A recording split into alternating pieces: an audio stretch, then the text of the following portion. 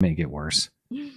Every time. Except for in this case, federal management's going to make it way better because the good news that we heard in the Today Show piece, gas prices have dropped, and they're going to drop more if Biden's plan succeeds. But this, again, comes with your point about not ever admitting that you got something wrong is a crucial one tonight because it is exemplified in many different ways. So as recently as a few weeks ago, we heard Biden and company making the talking point, well, I don't know what you want from us. Oil companies have so many drilling leases outstanding. They're just greedy and they won't do it. I don't know what you want us to do. There's nothing standing in their way. They could drill tomorrow if they wanted to.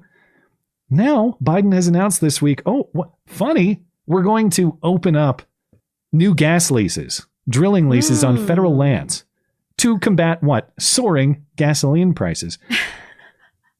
The Interior Department announced it will resume the sale of these oil and gas leases on federal land, which, of course, Biden had paused early in his presidency. This is one of the first actions he took.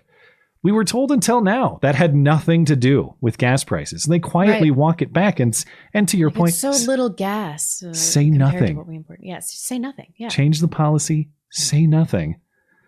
And this was the point that everybody who was a Biden critic was making as recently as a few weeks ago. Now they make the same point tacitly as all the critics, but they don't acknowledge that the critics were actually correct. So, okay, the other plan here to reduce gas prices is they're going to roll back another federal regulation. E15 gasoline will be available this summer. It's typically banned between June and September. This year it will not be. E15 gas refers to gasoline blended with 15% ethanol, which is fuel derived from corn. While this could, in theory, reduce the consumption of oil, in practicality, it is in practice it's likely not to make much of a difference for multiple reasons. First of all, most gas stations do not have the infrastructure to sell E15. There are only a few thousand around the country that do. Most don't make that investment because the fuel can't actually be sold year-round, typically. Second, ethanol contains less energy than gasoline, which can translate to less mileage in your car. So if you save a little bit of money on that tank of gas, but the tank of gas doesn't get you as far, it's not really an improvement. It just means you have to fill up slightly more frequently. Doesn't it damage cars too?